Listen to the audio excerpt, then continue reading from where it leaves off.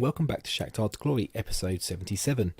And today we've got a little bit more of a transfer update, which we'll go into shortly. You can have a look at the screen right now. If you can spot anyone different, then fantastic. We've also got the Champions League draw and a game against Zorya. Well, Zorya first, and then the Champions League draw for our group stage. So we'll be covering that in both of that in this episode. I was mentioned in one of my comments, I've said a few times, if you want to see any few players or anything like that, or any recommendations, let me know. One of them was from one of my subscribers. I think it's Mikhail Wessel. I hope I'm pronouncing that right. If I'm not, I'm very sorry. But the player was to look at was for Farinez. I don't know much about him. I don't know who he is. I've had a look for him in the game, but unfortunately he doesn't seem to be on my save. He's not in my database. I'm not too sure why, whether it's I haven't got the nation loaded or something like that, but unfortunately this one isn't on there.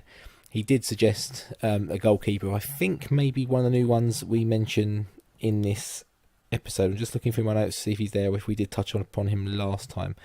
He is a new one. So we'll get into the transfers just now before we get into the game and what's happened since. So who is new here? My list isn't in any particular order, so you have to bear with me. I think it's going to be in date though, yeah. So we've got a new first choice goalkeeper, which is Manuel Roffo, young Argentinian. We signed him from, I think, Boca Juniors. Newell's old boys. He did start at Boca Juniors. No, it was Boca Juniors. He had a couple of loans, Newell's and Vélez. Vélez, a team I do really like as well in Argentina, from a save I did a few years ago. But yeah, 2.8 million. He's had a fairly decent start. He's, again, a bit of a rough diamond. His current potential doesn't maybe match what the scouts were telling me, but I was struggling to get much better really, and I did want to bring in a new one. He is Argentinian obviously, so he hasn't got the nationality. He's not going to get the nationality, so he's another foreign player we have to try and wrangle in. So we'll see how that goes. But he's here for the foreseeable future, I would imagine, and I think he'll grow with the club. If we can get someone better down the line, that may well happen. But for the time being, I think he's an improvement on what we have. Shevchenko's not bad, but he's not amazing. And then one of the comments I got on one of the videos, which I did touch upon in one of the episodes last week, I think, was Andre Lunin. He's the goalkeeper who's joined Real Madrid, I think it is. Yeah, Real Madrid. So we brought him in from Zorya. He does come in quite cheap. He's going to be a backup player, and he gives us the sort of homegrown, well, nationality homegrown player in Europe. 5.25, so actually he's cost more than our number one goalkeeper is going to be. I mean, to be fair, he's probably number maybe 3, Lunin. Shevchenko's still there or thereabouts. He's still a decent goalkeeper, but we may try and farm him out at some point and get rid of him. These guys are both younger, but he's there to tutor both of these guys, and that's something I need to look at as well. But yeah, that's another in.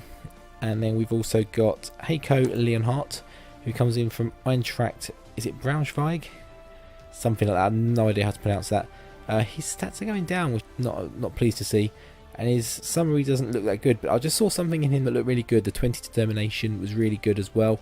But he's gone on loan to Capati, so maybe it's their facilities that are dragging him down a little bit. But I'm hoping as the season kicks on, he will kick on as well. So we'll see how that goes. But a young one for the future. If he were, he's 2.6. We're not losing a great deal in this deal if it doesn't go right. And then the final one since the last deal is a centre back from Colombia. Again, there's a bit there to work on. He is 18, but he's got some potential. He's got some good determination. There's some attributes there we need to work on, the tackling being one of them. He is wanted, so I presume we've offered him on loan. We don't seem to have done, but there's a few clubs interested, so we may look at that. Alexandria could be a possibility. So, on to the outs now. Who's new since last time? I think this is the goalkeeper. So we signed the goalkeeper from Zorya. It's our young backup one. No, this is the winger. Sorry, this is the winger. So he's, again, another one from the youth system. I think we've had a few go to Zorya in this loan window. A few on loan go to them. He's doing quite well, to be fair. 4 goals, 4 appearances, 1 goal, no assists, 1 player of the match. So yeah, he's certainly one to look at in the future. His scout summary isn't amazing, I think, but as a club player, it's something that we can look at in the future. Butko, I don't know if I mentioned it in the last episode, has finally gone now. He's gone to Torino. I may have mentioned it possibly, but yeah, he's gone for 5.5 million, raised into I think about 7.5, 8 million, 7.75. Yeah, a few more loans. Just trying to pick out anyone who's key. So this guy, Lorraine, I think he's a young Peruvian centre back. Again, a few bits to work on, but some good determination. some good mentals there, some good physical attributes, and it's just the technicals maybe you need a little bit of it, but there's some decent ones there. I think he could be a good player in the future, so we'll see how that goes. Again, he's four appearances, 1 goal, 1 assist on loan at Zorya, so Zorya obviously having a good season this year, which we'll have a look at the league in a minute because we've played a few games. We did loan out Hagen with the interest the arrival of Patrak. We had sort of 1 extra space, and I wanted him to play this season. We had him last year, and he probably didn't get the football he needed. I mean, he can play so many roles. He's so he can just play every role in midfield pretty much really well. The word I'm looking for escapes me, but yeah, he can play them all. So he's got capacity as well. He's played 4 games. He's playing really well, 1 assist. So if he can come back next year and break in, if we maybe move on some of the older guys and some of the more established ones that we don't really need anymore. We've got Perdomo has gone to Napoli on loan. A bit of a surprise one. This one he's not amazing, and I don't think he had a good time. He's only just signed, so it's not he didn't have a good time last season. We've just signed him, so we finally got him out on loan. Yeah, so to Napoli. I didn't really want him to go to Italy or to such a big club where he may not play so much. We're going to keep an eye on that. If he doesn't play, he'll be coming straight back. We've got Roman Gouzenko's gone out on loan. I don't think this is on anyone decent particularly. Now the big one is Lincoln has left. He's gone to Dortmund. He's now worth 32.5 million, which is very annoying. But I couldn't get the money I wanted for him. No one was coming in with. I think we had a deal set for him for Napoli or Milan, and it fell through because they'd already signed. I think it was Napoli because they signed too many foreign players this season already. I think they can only sign 1. So we signed him for 11.5, had him for a season. It says he only made 1 appearance, but that would be in the league, of course. We didn't play wingers in the league. He played more Champions League football. But he's got 1 game and 1 goal for Dortmund already, so he's doing quite well. Obviously, a team we could, I think, come up against in the Champions League this year, so a bit of a worry. But I couldn't really worry about that too much.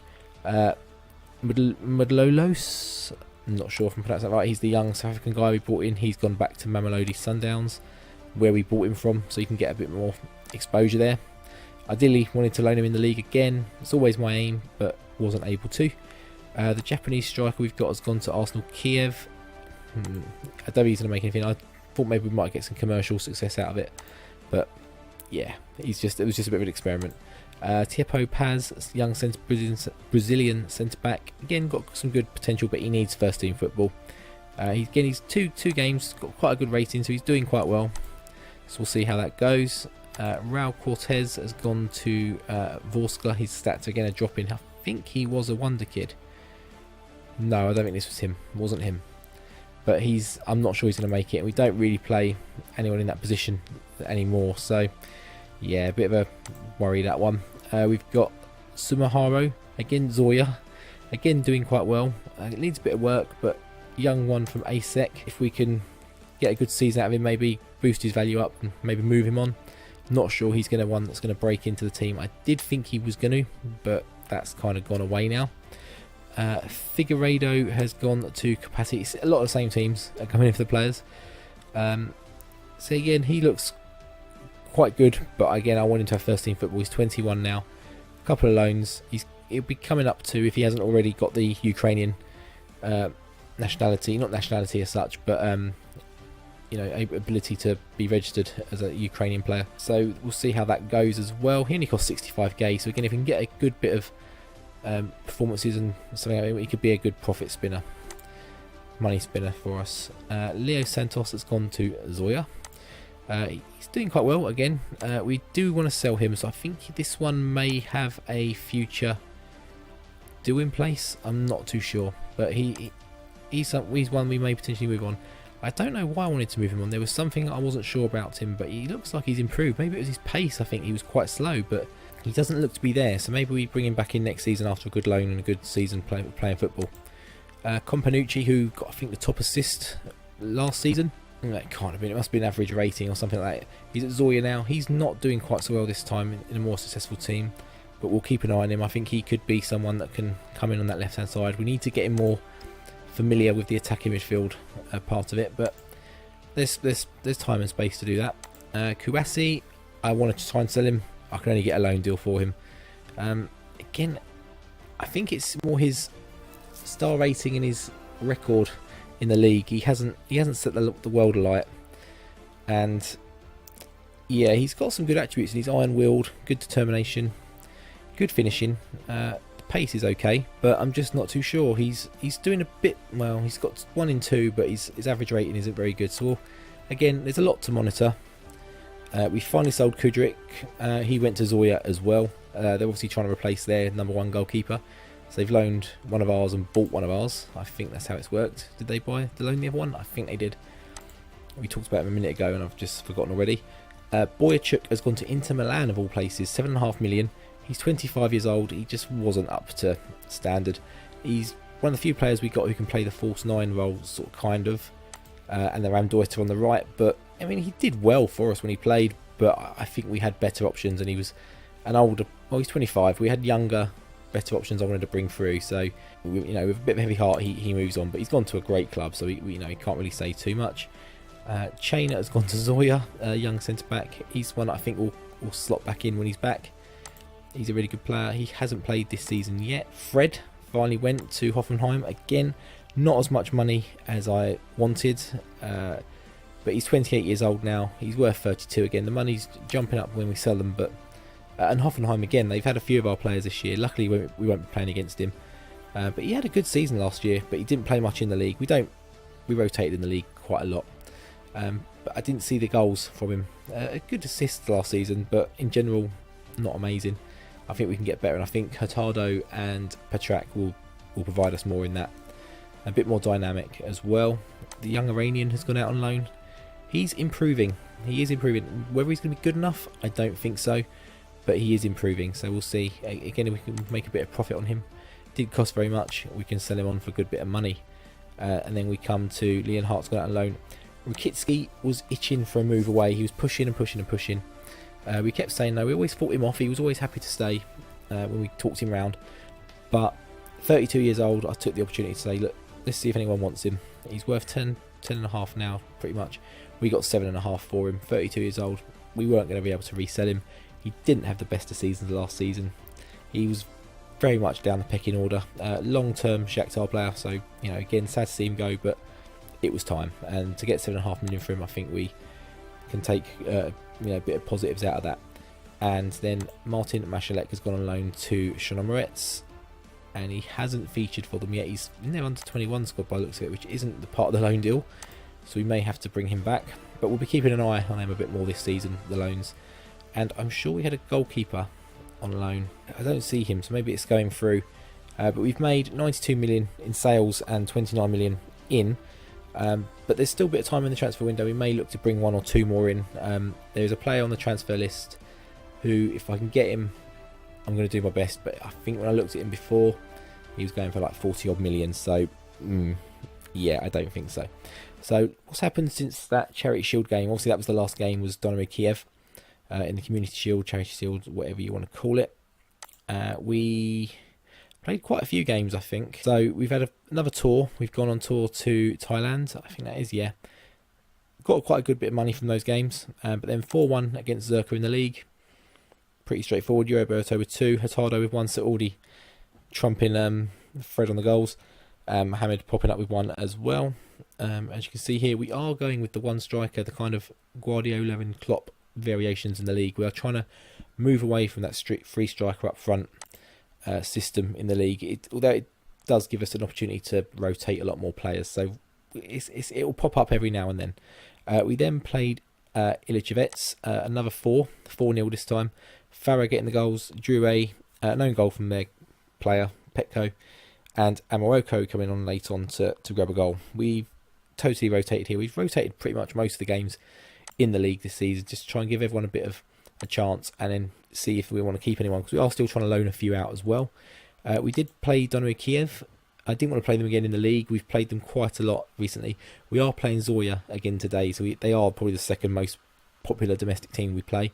But Serge Gnabry with 2 goals, Alberto with 1, Paulinho with 1, and then we actually missed a penalty for Romero as well, which was disappointing. He's missed 2 now. I think he missed one in the Community Shield against Kiev, both against Kiev. Funnily enough. And then we had a 4-0. So it's 4 goals in every game in the league this season. Solis getting 1 and Romero getting, a hat-trick. Yeah, again, pretty comfortable.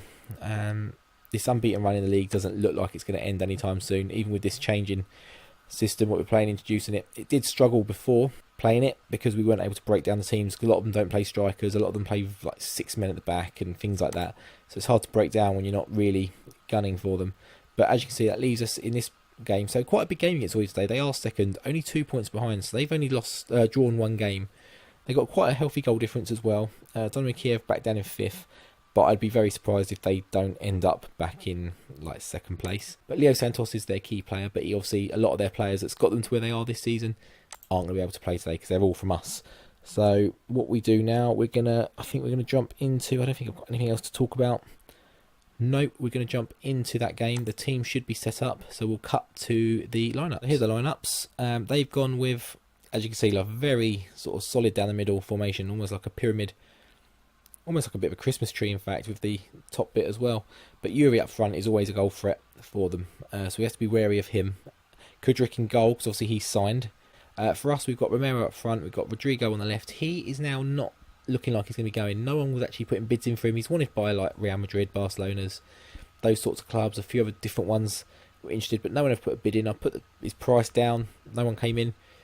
I managed to talk him around, get him happy, and he's going to stick around for a little bit. Or maybe try and build him up a little bit more, and maybe try and sell him once he's a bit more established, perhaps. Petrak in the middle, Hurtado in the middle, and Solis behind. And we've got Matvienko, Tello, Ordet, Lukacevic, and Shevchenko starts in this game. I think it's a foreign player thing. We occasionally have to drop the Ukrainian goalkeeper in just to give us a few more foreign players out in the pitch. We are trying to loan Stephen Gray, the other goalkeeper, but no one's coming in for him, which I'm absolutely surprised about. So he's probably going to drop off a little bit now, unfortunately, because he's not going to be getting the game time. It's disappointing because I think he could be a long-term, maybe not number 1, but maybe like a number 2, number 3. So it doesn't matter too much if he drops off. But I wanted to see him progress and see what we can make of him. But unfortunately, it looks like that's going to fade away. So 15 minutes here, and you'll see the stats in a minute. We are dominating the game. Oh, and that's a goal. Is that Hurtado? Oh, it's offside. I think it hit Ordets on the way through and was offside. And as we come into half-time, it's still 0-0. We're still dominating the match. And what I have seen with this tactic quite a lot, I've seen things noticed. It's been quite a slow start, a bit of a slow burner. But in the second half, we just seem to come to life, and we've ended up getting 4 goals in every game. But we kick off this second half. We will make some changes soon. A lot of time, changes have actually changed our games. We may be drawing or winning narrowly, and we make the changes, and that's when the goals start flowing. So we'll see if that's the case in this game again. But we're building nicely. We've got some very good technical players in this team. But we just need maybe a bit of composure and that one good chance. So we've lost it there. Hurtado's lost it. But Yuri's very isolated there. And it's Alberto, and it's hit the post, but we can't hit the rebound, unfortunately. And as I'm recording this, this is the day of the England-Croatia game. So recording this quite late after the extra time and a little bit downhearted. I do obviously like to see England do well. They're not my first team. My first team is the Republic of Ireland. All my family are from there. That's just what I do. If they play each other, I support Ireland. But that doesn't mean, the English part of me, I don't like to see England, not do well. It was fantastic this summer seeing England, get all the way as far as they did. Not something that hadn't happened since 1990. And it looks like we're going to draw here. I'm waffling on. We need to make some changes, because it looks like we're going to drop 2 points here. We're going to bring Paulinho on for Romero. Hurtado's had a bit of a bad game, actually. So we're going to bring Oyo on in there. I think we're going to bring Malashev on there, just in case we get a penalty. He likes to score a penalty. But yeah, back to the England thing. Yeah, really disappointing. And it looked like it was going to be, in the first half, the game should have been maybe, two more, another 1 or 2 more goals. Croatia's second half were, just come to life in an extra time. Oh no, please don't. Can we snatch it? I'm not talking about the England game anymore. It is what it is. Oh no, we're going to concede. No, it's offside. And it looks like that's going to be it. This free kick will probably be it, and it is. So, a fantastic game for us to do as an episode. A 0-0 draw. But we have got something a little bit better coming up. Oh, Machalek, he scored the 90th minute for Shakhtar. He's our lone player as well, isn't he? Yep, so he's not in the under-19s or under-21s anymore. He's in the first team. Fantastic. Gonna go aggressive, I think. Yep. So even though they're second, we should be winning that game. We are better than them. So what we're going to do now, we've got a few days to wait, and it's the Champions League draw. So I will cut to then. Just before we cut to the Champions League draw, this news story has popped up. So it's 101 matches in a row without losing, which is the Premier League. So 101 games unbeaten in the league. That is ridiculous. Yeah, crazy. I mean, does it show how far back it goes? I'm not too sure. That's not 100 games, is it? No. But yeah, just thought I'd bring that up now, just because it's a little bit of an interesting side point, just so we know exactly where we stand in the unbeaten run. But we'll cut to the Champions League draw right now. So we are just coming up to the draw now. It seems like it's only been like 5 or 6 days between the last game, but it's taken so long on this computer. It's just running a little bit slow tonight. It's been on most of the day, sort of rendering videos and things like that. So I didn't reset it or anything, so it's a little bit laggy. But you can see there we've been awarded 11.32 million just for getting to the group stage. We're in the group draw, and we are still seeded second, so that dropping coefficient for the league hasn't affected us, but our individual performance has maybe kept us there, possibly, or maybe that's what it's based on. I'm not 100% sure. So we'll get the first seeds out of the way. Atletico Madrid, PSG, Bayern Munich, Juventus, Real Madrid, Man City, CSK Moscow, and Porto. So we're looking at these two pots really. Obviously we know Porto, but we do have a little bit of a thing over them now. CSK Moscow. So who's in with us? Man United, Chelsea, Dortmund, Barcelona, Lyon, Liverpool, and Monaco. So yeah, we're looking for that. We're in with Bayern. Oh, it's going to be a nasty one. So we got PSG and Barcelona, Juve, Chelsea, Liverpool, Real Madrid. Obviously the Champions League final this year. Man City and Dortmund. I think they played each other as well, didn't they, in the Champions League this year? So that's already looking like a fairly decent group. And Monaco there. So some tough ones in here. Seville, Napoli, Milan, very Italian heavy. Roma, Benfica, Besiktas, Galatasaray, and Red Bull Leipzig. We're probably looking at maybe Galatasaray, one of the Turkish teams maybe, or Leipzig here, I would say. Probably Galatasaray would be the ideal. But I don't think it's going to be nice to us this season, is it? We get Galatasaray. The best one we could don't get me wrong, not going to be an easy game, not going to be an easy team. Still got Muslera, obviously a great Uruguayan player. Who else they got? There shouldn't be too much there to worry about. Mooney, I think he's the guys at Brighton or Huddersfield this season. So let's get the third seeds out of the way. So that's looking like a tasty group. Benfica in there isn't going to be easy. That's quite nasty as well, as is this one. So 4 seeds, we're looking at Basel, Wolfsburg, Club Brugge, AZ Alkmaar, Feyenoord, Sparta Prague. Is it PAOK? I can never remember who they are. Dynamo Zagreb, obviously the one we want there. But there's a few in here that we're not too concerned about. There's a few there. We need 1 or 2 to avoid. Wolfsburg, particularly maybe Basel. The others, so the easiest one goes out. Club Brugge, who do we get? Sparta Prague. I don't think that's too bad. Yeah, I think we'll be happy with that. So all in all, apart from Bayern, that's not a bad group.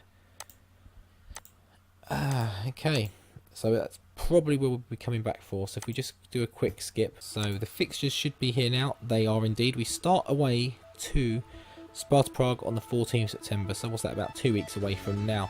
So we're going to play the Alexandria game, the Karpaty game offline, and we will come back for those. It's pretty much going to be, I think, Champions League games from here on out. We may put a league game in between Galatasaray just to break it up, so it's not 2 Galatasarays back to back. But yeah, I think that's what we'll do.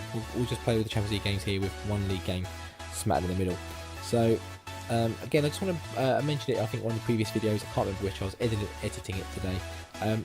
Recently had a bit of a spike in a few subscribers, 1 or 2 left as well, but a few are going up. I am trying to get to 50. That's my sort of first big target. I'm currently, as I'm recording, on 37 or 38. So if any help to get to that magic 50 number would be very much appreciated. Any comments on the videos as well, any likes, and of course, as I mentioned, the subscription to the channel as well would be fantastic. Just let you know you're enjoying the series. If you've got any ideas for another series I could do as a spin-off, or got a few other things in the pipeline, I tested them out while I was on holiday. I'm on holiday again soon, so I'll probably do a similar thing. Possibly some more Fortnite, or maybe less Fortnite, and a few of the other things. I'm not too sure. I'll see how they go, because I need to have a look at how those videos sort of did and how they were received. Again, I know one of them had a bit of a error on it as well with the sound, so I need to have a little bit of rework. One of the videos as well also got pulled due to a UEFA copy strikes. I need to go for a massive re-edit on that one, but that's in the pipeline. That'll probably come out again when I'm on holiday that week, so that'll be one of them. So yeah, until next time, when we'll be facing Sparta Prague, I'll see you later. Take care.